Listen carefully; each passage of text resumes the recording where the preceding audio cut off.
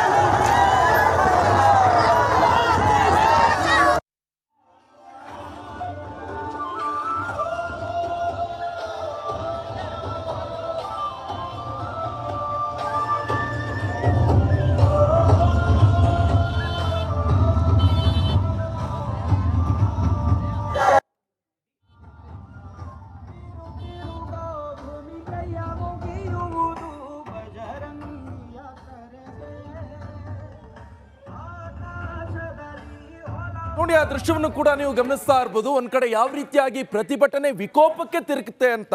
ಯಾಕಂತ ಹೇಳಿದ್ರೆ ಈಗಾಗಲೇ ಅಲ್ಲಿ ಫ್ಲೆಕ್ಸ್ಗಳಿಗೆಲ್ಲ ಕಲ್ಲು ತೂರಾಟ ಕೂಡ ನಡೀತಾ ಇರುವಂತದ್ದು. ಫ್ಲೆಕ್ಸ್ಗಳನ್ನೆಲ್ಲ ಹರಿದು ಹಿಂದೂ ಕಾರ್ಯಕರ್ತರು ಆಕ್ರೋಶವನ್ನು ವ್ಯಕ್ತಪಡಿಸ್ತಾ ಇದ್ದಾರೆ. ಜೈ ಶ್ರೀರಾಮ್ ಘೋಷಣೆಯೊಂದಿಗೆ ಸಾಗಿ ಬರ್ತಾ ಇರುವಂತಹ ಪಾದಯಾತ್ರೆ ಇದು. ದೊಡ್ಡ ಪಾದಯಾತ್ರೆ ಮಾಡುವಂತಹ ಸ್ಥಳ ಏನಿದೆ, ಆ ಸ್ಥಳದಲ್ಲಿ ಹುಲಿವಾನ ಗ್ರಾಮ ಏನಿದೆ, ಆ ಗ್ರಾಮದಲ್ಲಿ ಒಂದು ಫ್ಲೆಕ್ಸ್ ಅನ್ನು ಅಳವಡಿಸಲಾಗಿತ್ತು. ಅಂತಂದ್ರೆ ಕಾಂಗ್ರೆಸ್ನ ಶಾಸಕರಾಗಿರ್ತಕ್ಕಂತಹ ಗಣಿಗ ರವಿ ಅವರ ಫ್ಲೆಕ್ಸ್ ಅನ್ನು ಅಳವಡಿಸಲಾಗಿತ್ತು.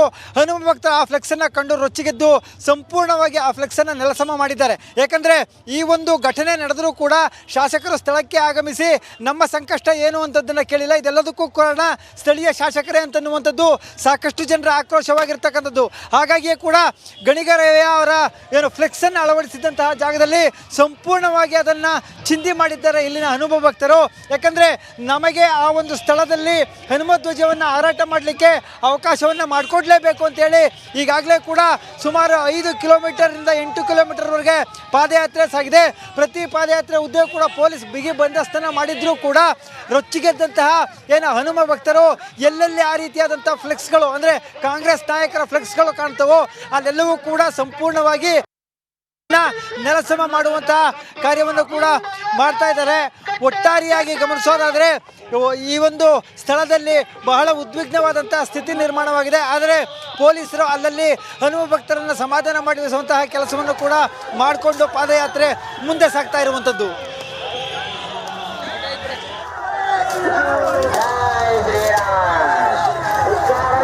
ಈಗಾಗಲೇ ಗಮನಿಸ್ತಾ ಇರ್ಬೋದು ನೀವು ಯಾವ ರೀತಿಯಾಗಿ ಪ್ರತಿಭಟನೆಗೆ ಸಾಕ್ಷಿ ಆಗ್ತಾ ಇರುವಂತದ್ದು ಅಂತ ಹೇಳಿದ್ರೆ ಅವರ ಆಕ್ರೋಶ ಇಷ್ಟೇ. ದೊಡ್ಡ ಮಟ್ಟದಲ್ಲಿ ಪ್ರತಿಭಟನೆ ಆಗ್ತಾ ಇದೆ, ಸಂಘರ್ಷ ಆಗ್ತಾ ಇದೆ, ವಿರೋಧ ವ್ಯಕ್ತವಾಗ್ತಾ ಇದೆ. ಆ ಸಂದರ್ಭದಲ್ಲಿ ಸ್ಥಳೀಯ ಶಾಸಕರು ಏನ್ ಮಾಡ್ತಾ ಇದ್ದಾರೆ, ಬರ್ಬೋದಿತ್ತಲ್ಲ ಸ್ಥಳಕ್ಕೆ, ಏನಾದರೂ ಕಾಂಪ್ರಮೈಸ್ ಮಾಡ್ಬೋದಿತ್ತಲ್ಲ, ರಾಜ್ಯ ಸಂಧಾನ ಆದರೂ ಮಾಡ್ಬೋದಿತ್ತಲ್ಲ, ಪೊಲೀಸವ್ರ ಜೊತೆ ಮಾತಾಡ್ಬೋದಿತ್ತಲ್ಲ. ಯಾಕೆ ಪೊಲೀಸ್ನವ್ರನ್ನ ಕಳಿಸ್ಬಿಟ್ಟು ಲಾಠಿ ಪ್ರಹಾರ ಮಾಡೋಕ್ಕಾಗತ್ತೆ ಇವರಿಗೆ? ಆದರೆ ಸ್ಥಳೀಯ ಶಾಸಕರಿಗೆ ಬಂದು ಮಾತಾಡೋಕ್ಕೂ ಅಷ್ಟೊಂದು ಸಮಯ ಇಲ್ವಾ? ಹಾಗಾದ್ರೆ ಆಗಿರುವಂತಹ ಪಾದಯಾತ್ರೆ ಹುಲಿವಾಹನ ಗ್ರಾಮವನ್ನ ದಾಟಿ ಮುಂದೆ ಸಾಗ್ತಾ ಇರುವಂತದ್ದು. ಸುಮಾರು 7 ಕಿಲೋಮೀಟರ್ ದೂರ ಪಾದಯಾತ್ರೆ ಬಂದಿದೆ. ಈಗಾಗಲೇ ಸಾವಿರಾರು ಸಂಖ್ಯೆಯಲ್ಲಿ ಈ ಹಿಂದೂ ಕಾರ್ಯಕರ್ತರು ಹಾಗೂ ಕೆರಗೋಡು ಗ್ರಾಮಸ್ಥರು ಭಾಗಿಯಾಗಿರುವಂಥದ್ದು. ಪ್ರಮುಖವಾಗಿ ಇಲ್ಲಿ BJP ಹಾಗೂ JDSನ ಸಾಕಷ್ಟು ನಾಯಕರುಗಳು ಭಾಗಿಯಾಗಿದ್ದಾರೆ. ಸದ್ಯ CT ರವಿ ಸೇರಿದಂತೆ ಸಾಕಷ್ಟು BJP ನಾಯಕರುಗಳು ಹೆಜ್ಜೆ ಹಾಕ್ತಾ ಇದ್ದಾರೆ. ಕೆಲವೇ ಹೊತ್ತಲ್ಲಿ ಮಾಜಿ ಮುಖ್ಯಮಂತ್ರಿ HD ಕುಮಾರಸ್ವಾಮಿ ಅವರು ಈ ಒಂದು ಪಾದಯಾತ್ರೆಯನ್ನು ಸೇರುವಂಥ ಸಾಧ್ಯತೆ ಇರುವಂಥದ್ದು. ಅವರು ಇವತ್ತು ಬರ್ತೀನಿ ಅಂತ ಹೇಳಿದರು, ಆದರೆ ಸ್ವಲ್ಪ ತಡ ಆಗಿದೆ ಅಂತ ಹೇಳ್ತಾ ಇದ್ದಾರೆ. DC ಕಚೇರಿ ತಲುಪುವಷ್ಟರೊಳಗಡೆ ಪಾದಯಾತ್ರೆಯನ್ನು ಸೇರುವಂಥ ಸಾಧ್ಯತೆ ಇರುವಂಥದ್ದು. ಪ್ರತಿಭಟನೆಯ ಕಿಚ್ಚು ಹೆಚ್ಚಾಗ್ತಾ ಇದೆ. ಗ್ರಾಮದ ಮಹಿಳೆಯರು ಸೇರಿದಂತೆ ಸಾಕಷ್ಟು ಯುವಕರುಗಳು ಈ ಒಂದು ಪ್ರತಿಭಟನೆಯಲ್ಲಿ ಭಾಗಿಯಾಗಿದ್ದಾರೆ. ಕೆರಗೋಡು ಗ್ರಾಮದ ಆಕ್ರೋಶಕ್ಕೆ ಹಿಂದೂ ಕಾರ್ಯಕರ್ತರು ಕೂಡ ದನಿಯಾಗಿದ್ದಾರೆ. ಆ ಮೂಲಕ ಹನುಮಧ್ವಜವನ್ನು ಇಳಿಸಿರೋದಕ್ಕೆ ತಮ್ಮ ಸಿಟ್ಟನ್ನು ಹೊರಹಾಕ್ತಾ ಇದ್ದಾರೆ. ಯಾವುದೇ ಕಾರಣಕ್ಕೂ ಕೂಡ ನಾವು ನಮ್ಮ ಪ್ರತಿಭಟನೆಯನ್ನು ಇಲ್ಲಿಗೆ ನಿಲ್ಲಿಸೋದಿಲ್ಲ. ಇವತ್ತು ಪಾದಯಾತ್ರೆ ಮಾಡ್ತಾ ಇದ್ದೀವಿ, ಮುಂದೆ ಈ ಪ್ರತಿಭಟನೆಯನ್ನು ಮತ್ತೆ ಕಂಟಿನ್ಯೂಟಿ ಮಾಡ್ತಿದ್ದೀವಿ. ಈಗಾಗಲೇ ರಾಜ್ಯ ಮಟ್ಟಕ್ಕೆ ಈ ಪ್ರತಿಭಟನೆಯ ಕಿಚ್ಚು ಹೆಚ್ಚಾಗಿರುವಂಥದ್ದು. ಮಂಡ್ಯದಲ್ಲಿ ಪ್ರತಿಭಟನೆಯ ಸ್ವರೂಪ ಬದಲಾಗ್ತಾ ಹೋಗ್ತದೆ. ಈಗಾಗಲೇ ಬಜರಂಗ ದಳದ ಕಾರ್ಯಕರ್ತರು ಫೆಬ್ರವರಿ 9ನೇ ತಾರೀಕು ಮಂಡ್ಯ ಬಂದ್ಗೆ ಕರೆ ನೀಡಿದ್ದಾರೆ. ನಾಳೆಯಿಂದ ಒಂದು ಅಭಿಯಾನ ಆರಂಭ ಆಗುವಂಥ ಸಾಧ್ಯತೆ ಇರುವಂಥದ್ದು. ಇವತ್ತಿನಿಂದಲೇ ಮನೆ ಮನೆಯಲ್ಲಿ ಧ್ವಜ ಹಾರಿಸುವಂಥ ಅಭಿಯಾನ ಆರಂಭ ಆಗಬೇಕಾಗಿತ್ತು. ಆದರೆ ಇವತ್ತು ಏನು ಪಾದಯಾತ್ರೆ ಇರೋ ಕಾರಣಕ್ಕಾಗಿ ಆ ಅಭಿಯಾನವನ್ನು ನಾಳೆಯಿಂದ ಆರಂಭ ಮಾಡುವಂಥ ಸಾಧ್ಯತೆ ಇರುವಂಥದ್ದು. ನಿಮಗೆ ವಿಜುವಲ್ನಲ್ಲಿ ತೋರಿಸ್ತಾ ಹೋಗ್ತೀನಿ. ಇಲ್ಲೂ ಕೂಡ ಸಾಕಷ್ಟು ಕಾರ್ಯಕರ್ತರು ಹಿಂದೆನೂ ಇದ್ದಾರೆ, ನಮ್ಮ ಮುಂದೆನೂ ಕೂಡ ಅದೇ ಪ್ರಮಾಣದಲ್ಲಿ ಇರುವಂಥದ್ದು. ಒಂದಷ್ಟು ನಿಮಗೆ ವಿಜುವಲ್ನ ನಮ್ಮ ಕ್ಯಾಮ್ರಾಮನ್ ರಾಘು ಅವರು ತೋರಿಸ್ತಾ ಹೋಗ್ತಾರೆ. ನಿಮಗೆ ತೋರಿಸ್ತಾ ಹೋಗ್ತೀನಿ. ಇಲ್ಲಿ ದೃಶ್ಯದಲ್ಲಿ ಗಮನಿಸ್ಬೋದು, ಮುಂದೆನೂ ಕೂಡ ಸಾಕಷ್ಟು ಸಂಖ್ಯೆಯಲ್ಲಿ ಕಾರ್ಯಕರ್ತರು ಹಾಗೂ ಪ್ರತಿಭಟನಾಕಾರರು ಭಾಗಿಯಾಗಿದ್ದಾರೆ. ಆರಂಭದಲ್ಲಿ ಕೆರಗೋಡು ಗ್ರಾಮದಲ್ಲಿ ಪಾದಯಾತ್ರೆ ಆರಂಭ ಆದಾಗ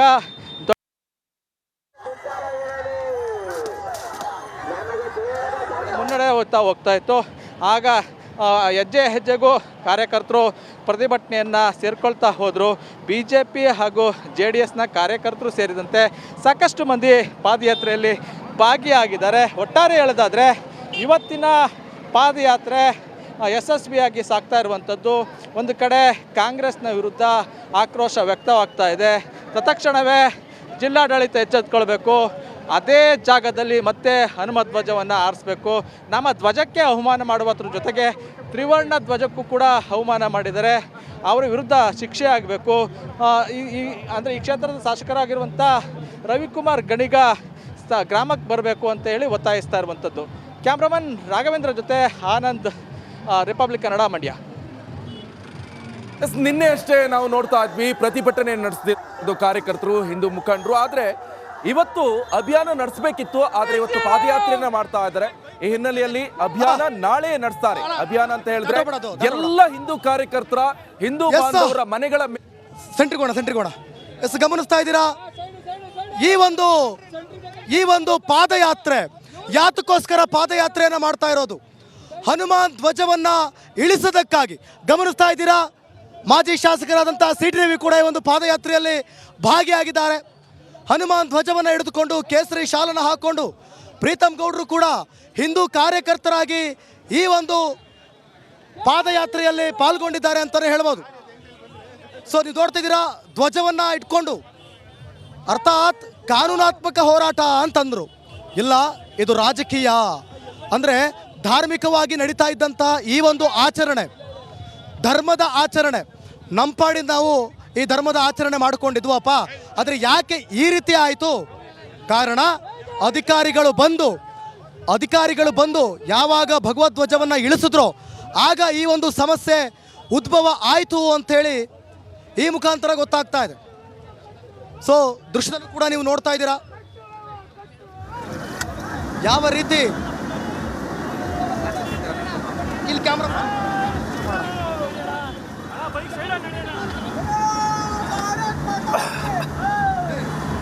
ಮುಂದೆ ಈ ಒಂದು ಪಾದಯಾತ್ರೆಯಲ್ಲಿ ಸಿ ಟಿ ರವಿ ಕೂಡ ಆಗಮಿಸಿದ್ದಾರೆ. ಈ ಒಂದು ಪಾದಯಾತ್ರೆ ನೀವು ಗಮನಿಸ್ತಾ ಇದ್ದೀರಾ, ಸಾಕಷ್ಟು ಜನರು ಈ ಒಂದು ಪಾದಯಾತ್ರೆಯಲ್ಲಿ ಭಾಗಿಯಾಗಿದ್ದಾರೆ. ಹಿಂದೂ ಕಾರ್ಯಕರ್ತರು ಕೂಡ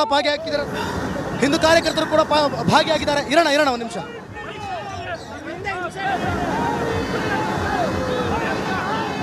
ಓಣ ಏನಲ್ಲಿ ಅರೆಸ್ಟ್ ಮಾಡ್ತಾರಲ್ಲ,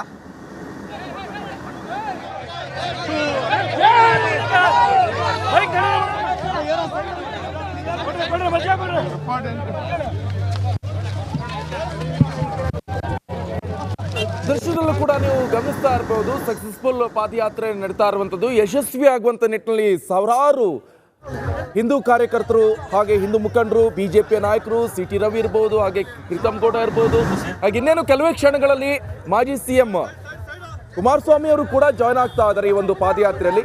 DC ಕಚೇರಿ ತನಕ ನಡೀತಾ ಇರುವಂತಹ ಪಾದಯಾತ್ರೆ.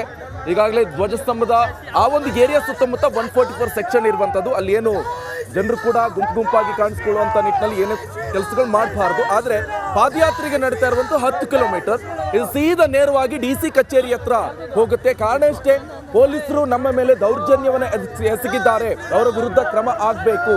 ನಿನ್ನೆ ನಾವು ಸೈಲೆಂಟ್ ಆಗಿ ಪ್ರತಿಭಟನೆ ಮಾಡ್ತಾ ಇದ್ವಿ, ಆದರೆ ಪೊಲೀಸರು ಏಕಾಏಕಿ ಬಂದು ಲಾಠಿ ಚಾರ್ಜ್ ಅನ್ನು ಮಾಡಿದ್ದಾರೆ, ಅವರ ವಿರುದ್ಧ ಕೂಡ ಕ್ರಮ ಆಗಬೇಕು. ಇನ್ನೊಂದು ಕಡೆಯಲ್ಲಿ ಅಲ್ಲಿ ಸ್ಥಳೀಯ ಶಾಸಕರು ಕೂಡ ಇಷ್ಟೆಲ್ಲ ಸಂಘರ್ಷ ಆಗ್ತಾ ಇದೆ, ಇಷ್ಟೆಲ್ಲ ಆಕ್ರೋಶ ಆಗ್ತಾ ಇದೆ, ಸ್ಥಳೀಯ ಶಾಸಕರು ಏನ್ ಮಾಡ್ತಾ ಇದ್ದಾರೆ, ವೋಟ್ ಕೇಳೋಕ್ ಮಾತ್ರ ಬರ್ತಾರೆ, ಆದ್ರೆ ಇಷ್ಟೆಲ್ಲ ಗೌಜ್ ಗಲಾಟೆ ಆದ್ರೂ ಕೂಡ ಬರ್ತಾ ಇಲ್ಲ ಯಾಕೆ, ಹಾಗಾದ್ರೆ ಅಷ್ಟು ಸಮಯ ಇಲ್ವಾ ಹಾಗಾದ್ರೆ ಎನ್ನುವಂತ ನಿಟ್ಟಲ್ಲಿ ಆಕ್ರೋಶವನ್ನ ವ್ಯಕ್ತಪಡಿಸ್ತಾ ಇರುವಂತದ್ದು. ಈಗ ದೊಡ್ಡ ಮಟ್ಟದ ಪ್ರತಿಭಟನೆಗೆ ಸಾಕ್ಷಿ ಆಗ್ತದೆ ಮಂಡ್ಯದ ಕೆರಗೋಡು ಗ್ರಾಮ. ಇನ್ನೊಂದು ಕಡೆಯಲ್ಲಿ ಅದರಲ್ಲಿ ಈಗ ಬಿಜೆಪಿಯ ಅನೇಕ ಮುಖಂಡರು ಸರ್ಕಾರದ ವಿರುದ್ಧ ಈಗಾಗಲೇ ಸಿ ಟಿ ರವಿ ಅವರು ಆಕ್ರೋಶವನ್ನು ಹೊರಪಡಿಸ್ತಾ ಇರುವಂತದ್ದು ಕೂಡ ನಾವು ನೋಡ್ತಾ ಇದ್ವಿ. ಸಿದ್ದರಾಮಯ್ಯ ಅವರಿಗೆ ಟಿಪ್ಪು ಭೂತ ಮೆಟ್ಕೊಂಡಿದೆ, ಆ ಟಿಪ್ಪು ಭೂತವನ್ನ ಬಿಡಿಸಿದ್ರೆ ಎಲ್ಲವೂ ಕೂಡ ಸರಿಯಾಗುತ್ತೆ ಅಂತ ಸಿ ಟಿ ರವಿ ಅವರು ಮಾಜಿ ಶಾಸಕರವರು ಹೇಳ್ತಾ ಇರುವಂತದ್ದು. ಇನ್ನೊಂದು ಕಡೆಯಲ್ಲಿ ಖಾಲಿ ಮಂಡ್ಯ ಮಾತ್ರ ಅಲ್ಲ, ಬೆಂಗಳೂರಿನಲ್ಲೂ ಕೂಡ ಪ್ರತಿಭಟನೆ ನಡೆಸ್ತಾ ಇರುವಂತದ್ದು. ಹಾಗೆ ನಾರಾಯಣಗೌಡರು ಕೂಡ ಮಾತನಾಡಿದ್ದಾರೆ. ಹಾಗಾದ್ರೆ ಏನ್ ಹೇಳಿದ್ದಾರೆ ಬನ್ನಿ ನೋಡ್ಕೊಂಡು ಬರೋಣ.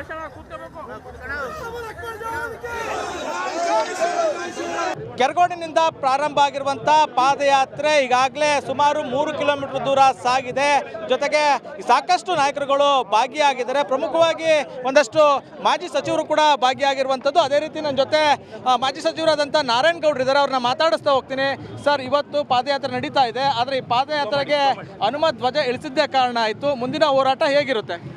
ಇದು ಹನುಮತ್ ಧ್ವಜ ಇಳಿಸಿರೋದು ಮಹಾ ತಪ್ಪು ಅಂತ ಹೇಳಲಿಕ್ಕೆ ಬಯಸ್ತಾ ಇದ್ದೀನಿ. ಯಾಕೆಂದರೆ ರಾಷ್ಟ್ರ ಧ್ವಜ ಇರೋದ್ರಿಂದ ಅದೇನು ಅಭ್ಯಂತರ ಇಲ್ಲ, ಅದು ರಾಷ್ಟ್ರಕ್ಕೆ ಧ್ವಜ, ಅದಕ್ಕೆ ಗೌರವ ನಾವೆಲ್ಲ ಕೊಡಲೇಬೇಕಾಗುತ್ತೆ. ಅದನ್ನು ಇಳಿಸಿ, ಇದು ನಮ್ಮ ಹನುಮತ್ ಧ್ವಜವನ್ನು ಇಳಿಸಿ ಇವರು ಮಾಡಿರೋವಂಥ ತಪ್ಪನ್ನು ಅವರು ಅನುಭವಿಸ್ಬೇಕಾಗುತ್ತೆ, ಯಾರೇ ಮಾಡಿರಲಿ. ಅದು ಎಲ್ಲರಿಗೂ ಸರ್ವರಿಗೂ, ಯಾಕೆ ಅಂತ ಹೇಳಿದ್ರೆ ಇದು ಗೌರವ ಕೊಡುವಂಥ ಕೆಲಸಕ್ಕೆ ಧಕ್ಕೆಯನ್ನು ತಂದಿದ್ದಾರೆ. ಅದನ್ನು ಅವರು ತಪ್ಪನ್ನು ಅನುಭವಿಸ್ಬೇಕಾಗುತ್ತೆ ಅಂತ ಹೇಳಿಕ್ಕೆ ಬಯಸ್ತಾ ಇದ್ದೀನಿ. ಸರ್, ಈಗ ಹನುಮತ್ ಧ್ವಜ ಇಳಿಸ್ಬೇಕಾದ್ರೆ ಒಂದು ಮಾತು ಹೇಳ್ತಾರೆ, ಸರ್ಕಾರಿ ಜಾಗದಲ್ಲಿ, ಗ್ರಾಮ ಪಂಚಾಯಿತಿ ಜಾಗದಲ್ಲಿ ಒಂದು ಧರ್ಮದ ಸಂಕೇತ ಆಗಿರುವಂಥ ಧ್ವಜವನ್ನು ಆರಿಸಬಾರ್ದು ಅಂತ ಹೇಳ್ತಾರೆ. ಅದಕ್ಕೆ 18 ಜನ ಮೆಂಬರ್ಗಳು ಅದನ್ನು ಸೈನನ್ನು ಮಾಡಿ, ಅಪ್ರೂವಲನ್ನು ಮಾಡಿ, ರಿಜರ್ವೇಷನನ್ನು ಮಾಡಿದ್ದಾರೆ. ಅದನ್ನು ಯಾರು ತಪ್ಪು, ಅದನ್ನು ಯಾಕೆ ಮಾಡಿದ್ರು? ಅಂದರೆ ಇದು ಪ್ಯೂರ್ಲಿ ರಾಜಕಾರಣ ಅಂತನಾ ಹನುಮತ್ ಧ್ವಜ ಇಳಿಸಿರೋದ್ರಲ್ಲಿ? ಇದು ರಾಜಕಾರಣನೇ ಅಂತ ಹೇಳಿಕ್ಕೆ ಬಯಸ್ತಾ ಇದ್ದೀನಿ. ಇನ್ನೇನು ಇದು ರಾಜಕಾರಣನೇ, ಇದು ತಪ್ಪು ಅಂತ ಹೇಳಿಕ್ಕೆ ಬಯಸ್ತಾ ಇದ್ದೀನಿ. ಸರ್ವರಿಗೂ ಇದು ಅನುಭವಿಸುವಂಥ ಹನುಮತ್ ಧ್ವಜ, ಇದ್ರ ಬಗ್ಗೆ ತುಂಬ ತಪ್ಪನ್ನು ಮಾಡಿದ್ದಾರೆ. ಯಾರು ತಪ್ಪು ಮಾಡಿದ್ದಾರೆ ಅದನ್ನು ಅವ್ರು ಅನುಭವಿಸ್ಲೇಬೇಕಾಗುತ್ತೆ. ಸರ್, ನೀವು ಕ್ರೀಡಾ ಸಚಿವರಾಗಿದ್ದಂಥವ್ರು, ಹನುಮತ್ ಧ್ವಜ ಇಳಿಸ್ತಾರೆ, ಮಧ್ಯಾಹ್ನದವರೆಗೂ ತ್ರಿವರ್ಣ ಧ್ವಜನ ಆರ್ಸೋಕ್ಕೆ ಟ್ರೈ ಮಾಡ್ತಾರೆ. ಮಧ್ಯಾಹ್ನದ ನಂತರ ಪೊಲೀಸ್ನವರು ಬಲವಂತವಾಗಿ ದೂರ ತಳ್ಳಿ ಲಾಠಿ ಚಾರ್ಜ್ ಮಾಡಿ ಏಕಾಏಕಿ ತ್ರಿವರ್ಣ ಧ್ವಜ ಆರಿಸ್ತಾರೆ. ಇಲ್ಲಿ ತ್ರಿವರ್ಣ ಧ್ವಜಕ್ಕೆ ಅವಮಾನ ಆಗಿದೆ ಅನ್ನೋ ಮಾತುಗಳು ಕೇಳಿ ಬರ್ತಿದೆ, ಏನು ಹೇಳ್ತೀರಿ? ಇನ್ನು ತ್ರಿವರ್ಣ ಧ್ವಜಕ್ಕೆ ಯಾರೂ ಅವಮಾನ ಆಗುವಂಥ ಕೆಲಸಗಳನ್ನು ಯಾರೂ ಮಾಡೋದಕ್ಕೆ ಹೋಗಲ್ಲ, ಅದನ್ನು ತಪ್ಪಿ. ಏಕೆಂದ್ರೆ 26ನೇ ತಾರೀಕಿಗೆ ಪೊಲೀಸ್ನವರು ಏಕಾಏಕಿ ಲಾಠಿ ಚಾರ್ಜ್ ಮಾಡಿ ಶೂ ಹಾಕೊಂಡು ಧ್ವಜ ಆರಿಸಿದ್ರು, ಇದು ಸರಿಯಾದಲ್ಲ ಅಂತ ಹೇಳ್ತಾರೆ. ತುಂಬ ತಪ್ಪು ಅದು. ಯಾವ ರೀತಿ ಮಾಡಬೇಕು ಅದು ಖಂಡಿಸ್ತೀವಿ ನಾವು. ಗಮನಿಸ್ತಾ ಇದ್ದೀರಾ, ಇದು ಕೆರೆಗೋಡಿನಿಂದ ಮಂಡ್ಯ ನಗರದವರೆಗೆ ಆಗುತ್ತಿರುವಂಥ ಈ ಪಾದಯಾತ್ರೆಯಲ್ಲಿ ಎಷ್ಟು ಜನ ಭಾಗವಹಿಸಿದ್ದಾರೆ? ಹಿಂದೂ ಕಾರ್ಯಕರ್ತರು, ಬಿಜೆಪಿ ಮುಖಂಡರು ಇವರೆಲ್ಲರೂ ಕೂಡ ಈ ಒಂದು ಪಾದಯಾತ್ರೆಯಲ್ಲಿ ಭಾಗವಹಿಸಿದ್ದಾರೆ. ಕಾರಣ ಹನುಮಾನ್ ಧ್ವಜವನ್ನು ಕೆರೆಗೋಡಿನಲ್ಲಿ ಇಳಿಸಿದ್ದು. ಬಹಳ ಪ್ರಮುಖವಾಗಿ ನಾನು ನಿಮಗೀಗ ಎಕ್ಸ್ಪ್ಲೇನ್ ಮಾಡ್ತಾ ಹೋಗ್ತೀನಿ ಏನಾಯಿತು ಅಂಥೇಳಿ. ನೋಡಿ, ಜನವರಿ 22ನೇ ತಾರೀಕು ರಾಮ ಮಂದಿರದ ಉದ್ಘಾಟನೆ ಅಯೋಧ್ಯೆಯಲ್ಲಿ. ಒಂದು ಕೆರೆಗೋಡ್ನಲ್ಲಿ ಒಂದು ಧ್ವಜಸ್ತಂಭ ಬಹಳ ಶಿಥಿಲ ಸ್ಥಿತಿಯಲ್ಲಿ ಹೆಂಗೂ ರಾಮ ಮಂದಿರ ಉದ್ಘಾಟನೆ ಆಗ್ತಿದೆಯಲ್ಲ, ಒಂದು ಹೊಸ ಧ್ವಜಸ್ತಂಭವನ್ನು ನಿರ್ಮಾಣ ಮಾಡೋಣ ಅಂಥೇಳಿ ಗ್ರಾಮದವರೆಲ್ಲ ಕೂಡ ನಿರ್ಧಾರವನ್ನು ಮಾಡ್ತಾರೆ. ಈ ಸಂದರ್ಭದಲ್ಲಿ ಪರ್ಮಿಷನ್ ತೆಗೆದುಕೊಳ್ತಾರೆ. ಗ್ರಾಮ ಪಂಚಾಯಿತಿಯಿಂದ ಅನುಮತಿಯನ್ನು ಯಾವ ರೀತಿ ಕೇಳ್ತಾರೆ ಅಂತಂದರೆ, ನಾವು ಕನ್ನಡ ರಾಜ್ಯೋತ್ಸವ ಸಂದರ್ಭದಲ್ಲಿ ಕನ್ನಡ ಧ್ವಜವನ್ನು, ತ್ರಿವರ್ಣ ಧ್ವಜವನ್ನು ಹಾರಿಸ್ತೀವಿ ಅಂತ. ಜೊತೆಗೆ ಭಗವಧ್ವಜ ಆಗಿರ್ಬೋದು, ಹನುಮಾನ್ ಧ್ವಜ ಆಗಿರ್ಬೋದು, ಇವುಗಳನ್ನು ಕೂಡ ನಾವು ಹಾರಿಸ್ತೀವಿ ಅಂತೇಳಿ ಒಂದು ಅನುಮತಿಯನ್ನು ಕೇಳ್ತಾರೆ. ಆದರೆ ಅದಕ್ಕೆ ಅನುಮತಿ ಸಿಕ್ಕಿದೆ ಅಂತ ಇಲ್ಲಿ ಹೇಳ್ತಾ ಇದ್ದಾರೆ. ಆದರೆ ಯಾವಾಗ ಇವರು ಜನವರಿ 26ನೇ ತಾರೀಕು ನೋಡಿ, ಅವತ್ತು ಕೂಡ ಅಂದರೆ ಜನವರಿ 26ನೇ ತಾರೀಕು ರಿಪಬ್ಲಿಕ್ ಡೇ ಗಣರಾಜ್ಯೋತ್ಸವ ದಿನವೂ ಕೂಡ ತ್ರಿವರ್ಣ ಧ್ವಜವನ್ನು ಹಾರಿಸ್ತಾರೆ. ತ್ರಿವರ್ಣ ಧ್ವಜವನ್ನು ಹಾರಿಸಿ ಅದಾದ ಬಳಿಕ ಹನುಮಾನ್ ಧ್ವಜವನ್ನು ಹಾರಿಸಲಿಕ್ಕೆ ಮುಂದಾಗ್ತಾರೆ. ಯಾವಾಗ ಹನುಮಾನ್ ಧ್ವಜವನ್ನು ಹಾರಿಸ್ತಾರೋ ಆಗ ಆ ಧ್ವಜವನ್ನು ಅಧಿಕಾರಿಗಳು ಬಂದು ಪೊಲೀಸ್ ಬಿಗಿ ಭದ್ರತೆಯಲ್ಲಿ ಆ ಧ್ವಜವನ್ನು ಇಳಿಸ್ತಾರೆ. ಆ ಧ್ವಜವನ್ನು ಇಳಿಸಿದ ಯಾಕೆ ಇಳಿಸ್ಬೇಕಿತ್ತು ಅಂತ ಹೇಳಿ ಅಲ್ಲಿನ ಗ್ರಾಮಸ್ಥರು ಹೋರಾಟವನ್ನು ಮಾಡೋದಕ್ಕೆ ಮುಂದಾಗ್ತಾರೆ. ಅವ್ರು ಯಾರು ಹಿಂದೂ ಕಾರ್ಯಕರ್ತರು ಅನ್ನೋದಕ್ಕಿಂತ, ಬಿಜೆಪಿ ಪಕ್ಷ ಅನ್ನೋದಕ್ಕಿಂತ, ಮುಖಂಡರು ಅನ್ನೋದಕ್ಕಿಂತ ಅವರೆಲ್ಲರೂ ಕೂಡ ಹಿಂದೂಗಳು. ಧರ್ಮಕ್ಕೋಸ್ಕರ ನಾವು ನಮ್ಮ ಧರ್ಮದ ಆಚರಣೆ ನಾವು ಮಾಡ್ತಾ ಇದ್ದೀವಿ. ನೋಡ್ರಪ್ಪ, MLA ಬಂದು ರವಿ ಗಣಿಗ ಇದ್ದಾರಲ್ಲ, ಅವ್ರು ಬಂದು ನೋಡ್ರಪ್ಪ ಯಾಕೆ ಈ ರೀತಿ ಮಾಡ್ತಾ ಇದ್ದೀರಾ, ನಾವು ಅದೇನು ಕಾನೂನು ಹೋರಾಟ ತೆಗೆದುಕೊಳ್ತೀವಿ, ಕ್ರಮ ತೆಗೆದುಕೊಳ್ತೀವಿ, ಈಗ ಸದ್ಯಕ್ಕೆ ನೀವು ಅದೇನು ಧ್ವಜ ಹಾರಿಸಿ, ಮುಂದೆ ನೋಡೋಣ, ಅನುಮತಿ ಕೊಡಿಸ್ತೀನಿ ಅಂತ ಹೇಳಿ ಆ ಭಗವಾನ್ ಧ್ವಜವನ್ನು ಹಾರಿಸಿ ಅಥವಾ ಸಂಭ್ರಮದಲ್ಲಿ ಭಾಗಿಯಾಗಿ ಆ ಧ್ವಜವನ್ನು ಇಳಿಸಿದ್ರೆ ಅಥವಾ ಒಂದು ಕೂಲಾಗಿ ಶಾಂತಿಯುತವಾಗಿ ಅದನ್ನು ಮುಗಿಸಿದ್ರೆ ಇದ್ಯಾವುದೂ ಕೂಡ ಆಗ್ತಿರಲಿಲ್ಲ ಅಂತ ಇಲ್ಲಿನ ಸ್ಥಳೀಯರು, ಇಲ್ಲಿನ MLA ವಿರುದ್ಧ ಕೂಡ ಆರೋಪವನ್ನು ವ್ಯಕ್ತಪಡಿಸ್ತಿದ್ದಾರೆ. ಪ್ರಮುಖವಾಗಿ ನೋಡಿ, ಕಾಂಗ್ರೆಸ್ ಆರೋಪ ಏನು, ಲೋಕಸಭೆ ಚುನಾವಣೆ ಹತ್ರ ಬರ್ತಿದ್ದಂತೆ ಇವ್ರು ಏನು ಮಾಡ್ತಾ ಇದ್ದಾರೆ, ಹತ್ತಿಕ್ಕುವಂಥ ಕೆಲಸ ಮಾಡ್ತಿದ್ದಾರೆ, ಕೋಮುಗಲಭೆ ಸೃಷ್ಟಿಸುವಂಥ ಕೆಲಸ ಮಾಡ್ತಿದ್ದಾರೆ ಅಂತೇಳಿ ಕಾಂಗ್ರೆಸ್ ಆರೋಪ. ಬಿಜೆಪಿ ಆರೋಪ ಏನು, ಇಲ್ಲ ಅವ್ರ ಪಾಡಿಗೆ ಅವರು ಧರ್ಮದ ಆಚರಣೆಯನ್ನು ಮಾಡ್ತಿದ್ರು, ನಮ್ಮ ಪಾಡಿ ನಾವು ನಮ್ಮ ಕೆಲಸಗಳಲ್ಲಿ ಕಾರ್ಯನಿರತರಾಗಿದ್ವಿ. ಒಂದು ವೇಳೆ ಆ ಹನುಮಾನ್ ಧ್ವಜವನ್ನು ಹಾರಿಸಲಿಲ್ಲ, ಅದು ಕೆಳಗೆ ಇಳಿಸಲಿಲ್ಲ ಅಂದಿದ್ರೆ, ಹನುಮಾನ್ ಧ್ವಜವನ್ನು ಕೆಳಗೆ ಇಳಿಸಲಿಲ್ಲ ಅಂದರೆ ನಾವು ಈ ಪಾದಯಾತ್ರೆಗೆ ಬರ್ತಿದ್ವಾ, ಈ ಪಾದಯಾತ್ರೆಯಲ್ಲಿ ನಾವು ಭಾಗಿಯಾಗ್ತಿದ್ವಾ ಅಂಥೇಳಿ ಅವರು ತಮ್ಮ ಸಮರ್ಥನೆಯನ್ನು ಮಾಡಿಕೊಳ್ತಿದ್ದಾರೆ. ಅರ್ಥಾತ್ ರಾಜಕೀಯವಾಗಿ ಎಳೆದು ತಂದದ್ದು ನಾವಲ್ಲ, ರಾಜಕೀಯವಾಗಿ ಎಳೆದು ತಂದದ್ದು ಕಾಂಗ್ರೆಸ್, ಸೇಡಿನ ರಾಜಕಾರಣ ಮಾಡ್ತಿದ್ದಾರೆ ಅಂಥೇಳಿ ಇವರೆಲ್ಲರೂ ಕೂಡ ಆರೋಪವನ್ನು ಮಾಡ್ತಿದ್ದಾರೆ. ಬಿಜೆಪಿ ಮುಖಂಡರಾಗಿರ್ಬೋದು, ಬಿಜೆಪಿ ನಾಯಕರಾಗಿರ್ಬೋದು, ಸಿ.ಟಿ. ರವಿ ಆಗಿರ್ಬೋದು, ಪ್ರೀತಮ್ ಗೌಡರಾಗಿರ್ಬೋದು, ಇವರೆಲ್ಲರೂ ಕೂಡ, ಚಲುವರಾಯಸ್ವಾಮಿ ಆಗಿರ್ಬೋದು, ಇವರೆಲ್ಲರೂ ಕೂಡ ಇವತ್ತು ಹಿಂದೂ ಕಾರ್ಯಕರ್ತರಾಗಿ ಬಂದು ಈ ಒಂದು ಪಾದಯಾತ್ರೆಯಲ್ಲಿ ಭಾಗವಹಿಸಿದ್ದಾರೆ ಅಂತಲೇ ಹೇಳ್ಬೋದು. ಸೊ ಈ ಒಂದು ಪಾದಯಾತ್ರೆಯ ದೃಶ್ಯಾವಳಿಗಳು ಅಥವಾ ಇಲ್ಲಿರುವಂಥ ಒಂದು ಘಟನಾವಳಿಗಳು, ಸಮಸ್ಯೆಗಳು ಇವೆಲ್ಲವನ್ನು ಕೂಡ ತೋರಿಸುವಂಥ ಪ್ರಯತ್ನ ರಿಪಬ್ಲಿಕ್ ಕನ್ನಡದಲ್ಲಿ ಲೈವ್ ಕವರೇಜ್ ನೋಡಿ, ಗಮನಿಸ್ತಾ ಇದ್ದೀರಾ ಯಾವ ರೀತಿ ಆಗ್ತಾ ಇದೆ ಅಂತೇಳಿ. ನಿಮಗೆ ಪ್ರಮುಖವಾಗಿ ನಾನು ಎಲ್ಲ ಅಂದರೆ ಏನಾಯಿತು ಈ ಕೆರೆಗೋಡು ಅನ್ನುವಂಥ ಗ್ರಾಮದಲ್ಲಿ ಏನಾಯಿತು ಅಂಥೇಳಿ ನಾನು ಎಕ್ಸ್ಪ್ಲೇನ್ ಮಾಡ್ತಾ ಇದ್ದೆ. ಸಂಪೂರ್ಣವಾದಂಥ ಎಕ್ಸ್ಪ್ಲೇನ್ ನಮ್ಮ ವೀಕ್ಷಕ ಪ್ರಭುಗಳಿಗೆ ಮತ್ತೆ ನಾನು ತಿಳಿಸುವಂಥ ಪ್ರಯತ್ನವನ್ನು ಮಾಡಿದ್ದೀನಿ. ಅದು ನಡೆದಿದ್ದೇನು, ಮತ್ತು ಇಲ್ಲೊಬ್ಬರು ಸ್ಥಳೀಯರನ್ನು ನಾವು ಮಾತನಾಡಿಸಿದಂಥ ಸಂದರ್ಭದಲ್ಲಿ ಅವ್ರು ಏನು ಹೇಳ್ತಾ ಇದ್ರು ಗೊತ್ತಾ, ನೋಡಿ ಸರ್, ಇತಿಹಾಸವನ್ನು ತೆಗೆದು ನೋಡಿ, ಈ ಕೆರೆಗೋಡಿನ ಇತಿಹಾಸವನ್ನು ತೆಗೆದು ನೋಡಿ, ಎಷ್ಟೋ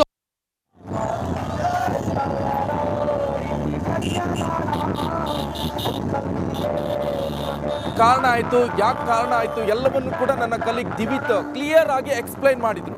ಆಗಿದ್ದಾದ್ರೂ ಏನು, ಜನ ಏನು ಹೇಳ್ತಿದ್ದಾರೆ, ಯಾಕೆ ಕಾರಣ ಆಯಿತು, ಒಂದು ಧ್ವಜ ಇವತ್ತು ರಾಜಕೀಯ ಸಂಘರ್ಷಕ್ಕೆ, ಇಷ್ಟೊಂದು ದೊಡ್ಡ ಪ್ರತಿಭಟನೆಗೆ, ಪಾದಯಾತ್ರೆಗೆ ಯಾಕೆ ಸಾಕ್ಷಿ ಆಯಿತು ಅಂತ ನನ್ನ ಕಲೀಗ್ ದಿವಿತ್ ಕ್ಲಿಯರ್ ಆಗಿ ಎಕ್ಸ್ಪ್ಲೈನ್ ಮಾಡಿದ್ರು.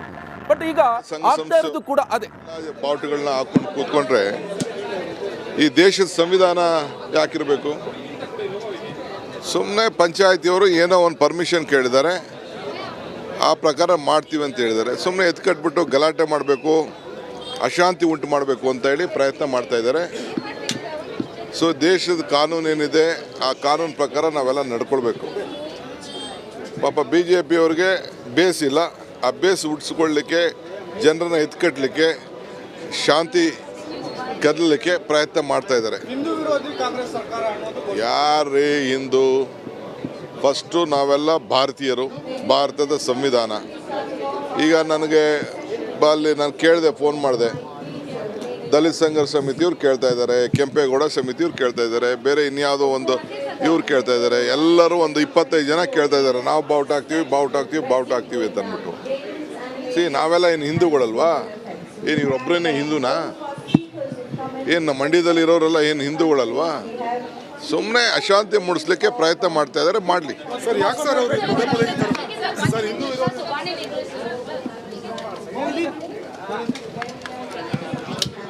ಮಂಡ್ಯದ ಕೆರಗೋಡ್ನಲ್ಲಿ ಹನುಮ ಧ್ವಜ ತೆರವು ಪ್ರಕರಣ ವಿಚಾರಕ್ಕೆ ಸಂಬಂಧಪಟ್ಟಂತೆ ಡಿ ಕೆ ಶಿವಕುಮಾರ್ ಅವರು ಮಾತನಾಡ್ತಾ ಇದ್ರು. ದೇಶದ ಕಾನೂನಿನಂತೆ ನಾವು ನಡ್ಕೊಳ್ಬೇಕು, ಮೊದಲು ನಾವೆಲ್ಲರೂ ಭಾರತೀಯರು, ಆಮೇಲೆ ಹಿಂದೂಗಳು. ಬಿಜೆಪಿ ಬೇಸ್ ಕಳ್ಕೊಳ್ತಾ ಇದೆ, ಅದಕ್ಕೆ ಈ ರೀತಿಯಾಗಿ ಮಾಡ್ತಾ ಇದ್ದಾರೆ, ಸಮಾಜದಲ್ಲಿ ಅಶಾಂತಿಯನ್ನು ಮೂಡಿಸೋದಕ್ಕೆ ಪ್ರಯತ್ನ ಮಾಡ್ತಾ ಇದ್ದಾರೆ ಅಂತೇಳಿ ಡಿ ಕೆ ಶಿವಕುಮಾರ್ ಅವರು ರಿಯಾಕ್ಷನ್ ಕೊಡ್ತಾ ಇರೋದನ್ನು ನಾವು ಗಮನಿಸಿದ್ವಿ. ಮಂಡ್ಯದ ಕೆರಗೋಡ್ನಿಂದ ಮಂಡ್ಯದವರೆಗೂ ಕೂಡ ಬೃಹತ್ ರ್ಯಾಲಿ ಸಾಗ್ತಾ ಇದೆ. ಅದರ ನೇರ ದೃಶ್ಯಾವಳಿಗಳನ್ನು ಒಂದು ಕಡೆ ಗಮನಿಸ್ತಾ ಇದ್ವಿ. ಪ್ರತಿಭಟನಾಕಾರರನ್ನ ಕಂಟ್ರೋಲ್ ಮಾಡದೆ ಒಂದು ಕಡೆ ಪೊಲೀಸರಿಗೆ ಹರಸಾಹಸವಾಗಿತ್ತು. ನೆನೆಯಿಂದಲೂ ಕೂಡ ಏನೇನಾಯಿತು ಕೆರಗೋಡ್ನಲ್ಲಿ ಅನ್ನೋದನ್ನ ನೀವು ಗಮನಿಸಿದ್ರಿ. ಇದೀಗ ಡಿ ಕೆ ಶಿವಕುಮಾರ್ ಅವರು ಕೂಡ ಇದೇ ವಿಚಾರಕ್ಕೆ ರಿಯಾಕ್ಷನ್ ಕೊಟ್ಟರು. ಮೊದಲು ನಾವೆಲ್ಲರೂ ಭಾರತೀಯರು, ಆಮೇಲೆ ಹಿಂದೂಗಳು. ಬಿಜೆಪಿ ಇದನ್ನೆಲ್ಲ ಬೇಕು ಅಂತಲೇ ಮಾಡ್ತಾ ಇದೆ, ಜಾಸ್ತಿ ಮಾಡ್ತಾ ಇದೆ, ಇದನ್ನ ಬೇಸ್ ಕಳ್ಕೊಂಡಿದೆಯಲ್ಲ, ಅದಕ್ಕೆ ಹಿಂಗೆ ಮಾಡ್ತಿದ್ದಾರೆ ಅಂತಂದ್ರು.